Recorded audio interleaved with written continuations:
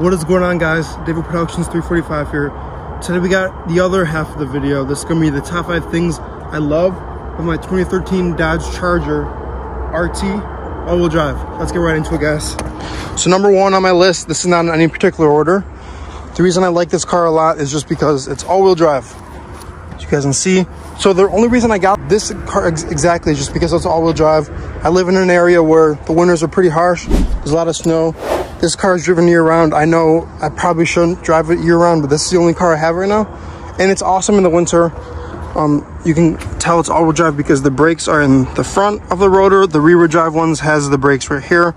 Also, it sits higher. Also, most people lower their cars anyways, but that's the all-wheel drive. It's very hard to find rims for this car. You can launch it. The badge right here, all-wheel drive. Let me hop in real quick and I'll show you guys what I mean. It's really convenient to have all-wheel drive, and also you can switch between all-wheel drive and rear-wheel drive. As you guys can see right here, it's in rear-wheel drive. I can press the traction button right here, and there you go, traction control sport, and look what it does. It switches automatically into all-wheel drive. So the all-wheel drive kicks in automatically. You don't have to turn it into all-wheel drive, but you can switch it with the taser if you want to. But it automatically goes into all-wheel drive when it detects slippage, when the wipers wipe, I think 4 times, when it's below 40 degrees, and other than that, it's in rear-wheel drive. So the system is very smart. It switches automatically, you don't have to worry about it, but if you want to put into rear-wheel drive, you can, or vice versa. If you want to put into all-wheel drive and force it into all-wheel drive, you can do that as well. But that's just another reason why I like all-wheel drive so much. You can do your donuts and burnouts when you want, and then you can switch it to all-wheel drive to get traction. In the winter, especially when I was driving in the snow, I switched into rear-wheel drive to see if it could get any traction, and it could not at all. So this is very helpful as number 1. So guys, number 2 for me personally is just the available mods. My favorite mod as of right now for this car, which I'll do another video on my favorite mods, is the cluster swap. You guys can see this is from a new gen Charger, but the cluster swap is really easy to do. It's plug and play. Also the taser that lets me do this. Let me pop my trunk real quick so I can show you guys what I mean. I have my taser wired back under my trunk mats. Let me pull this out real quick. This is the Z-Auto bypass. I have a video about installing this, but the taser and the cluster together, just awesome mods for this car. Very simple to do. Taser is plug and play, and then it's plugged into your OBD2 port. I have this just ran back here, so I have a free OBD2 port, so I can scan codes or whatever. But this and the cluster is just really awesome. Just really easy mods to do. Also, what I really love about this car, not even just this car, but Mopars in general, is the fact that you can engine swap these cars. You can put a 6.4 in here. You can put a Hellcat motor in here. They're all compatible, all the years. All the parts are plug and play. And it's kind of crazy. There's a little bit of fabrication for some stuff, but I'd say 80% of everything is plug and play. So if I really wanted to, I could put a 6.4 in here.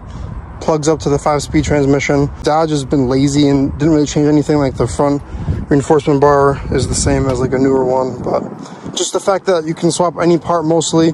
You can do front end conversions with the new gens and with the old gens, with the new bumper, this bumper. Just need the fenders, hood, front end. You can do that to Magnums, Chrysler 300s, Chargers. I don't know about Challengers. I don't think you can, but I've seen some people fabricate something, but everything bolts right up. Some things are fabricated, but it's really cool that you can plug and play stuff with this car.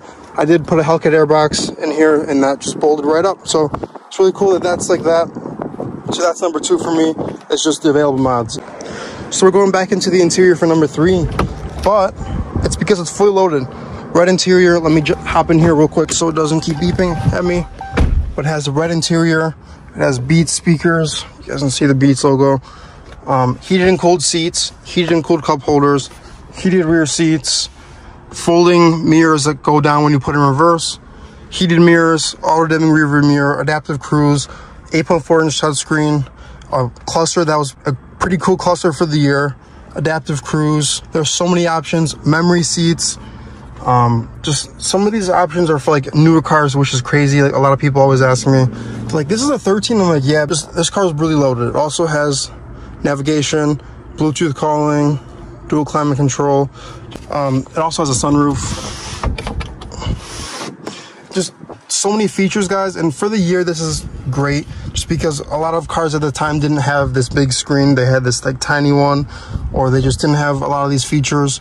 Just also, it's funny to me, it has the CD port that you can actually watch movies on these screens. So that's crazy as well. Just the fact that the tech features, it's fully loaded. So that's really cool to me personally. So guys, number 4 for me is the exterior. I love the way it looks. It's very aggressive compared to the newer gens. It comes to more points in the front, like it's really pointy instead of being curvy. It has the lines. Obviously this is an aftermarket hood, but like just, it looks very aggressive, and that's the main reason why I wanted to get this car. Front splitter for ground effects. I need to get skirts eventually, but just the whole exterior, the side looks the same as the newer gens, a little bit different because of the way the front bumper is positioned. Don't mind the bumper coming off, but just the whole exterior looks very awesome. The rear especially, I like the difference of the taillights. They're more prominent. I'll include a little night video of how they look. Just the whole taillights look a lot better than the newer gens personally. I also blacked out the center portions of mine with Lux Auto Concepts tint. This is mid-smoke. I should have gotten dark, but whatever.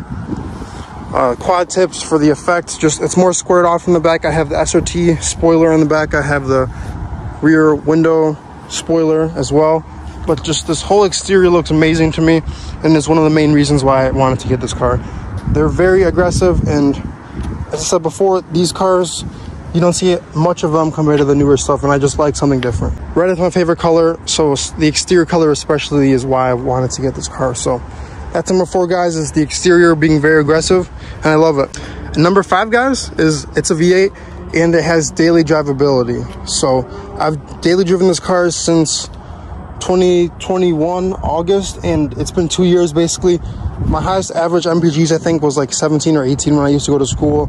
It was about 25 miles each way, so like about 50 to 60 miles a day. I would fill up twice a week, which isn't bad. It's kind of crazy because it was like 75 bucks each time, but 17 miles per gallon is really good for V8. So the fact that this car can be daily driven is awesome.